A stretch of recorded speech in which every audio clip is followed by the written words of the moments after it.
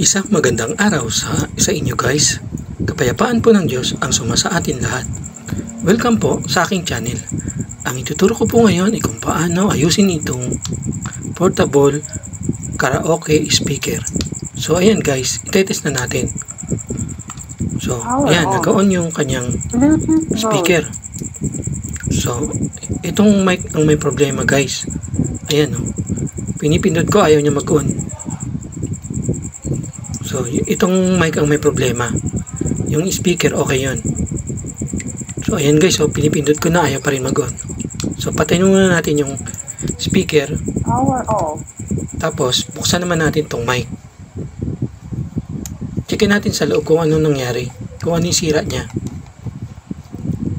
So, dito natin yan matatanggal. Tanggalin natin yan guys. Yan. Bumabalik. Sigipan mo pa.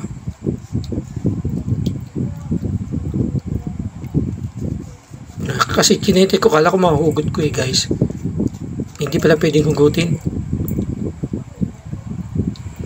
So, tinanggal ko na lang guys. So, malamang guys, dito sa ilalim ng sticker na to, nandyan yung screw. Kaya hindi mahugot. So, kailangan natin yung kalasin guys. Tanggalin natin yung sticker, baka nandun yung screw.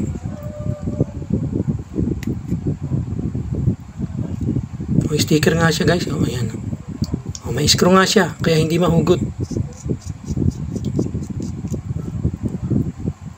So, ayan. Natanggal na guys.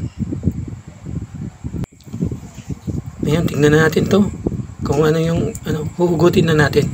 So, ayan guys. Nahugot na natin. So, itetest natin kung nag-on siya. O, nag-on siya guys. Okay siya.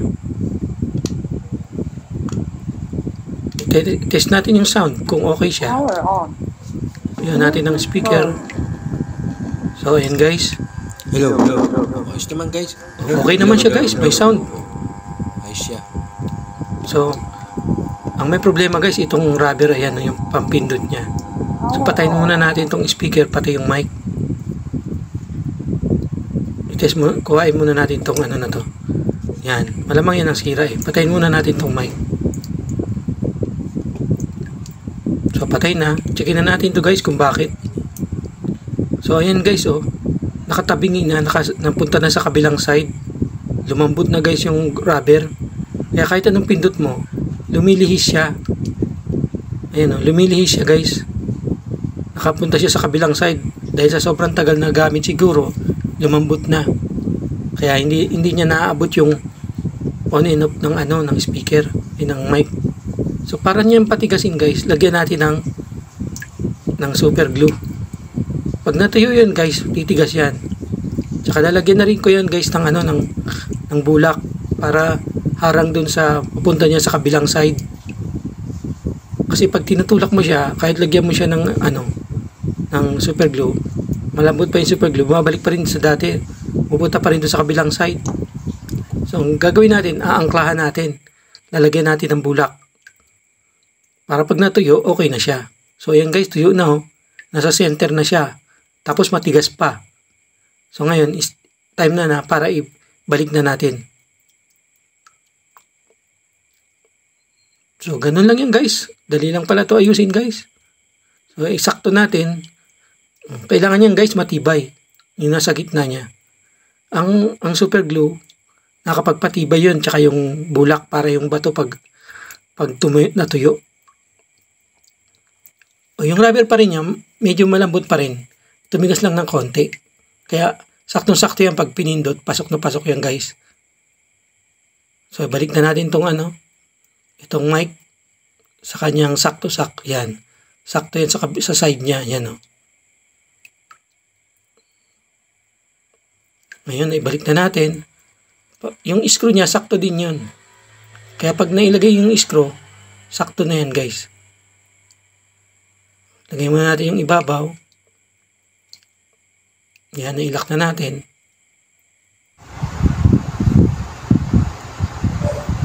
So, ngayon, iwan na. So, ayan guys. So, pipindutin natin. Naka-on na siya.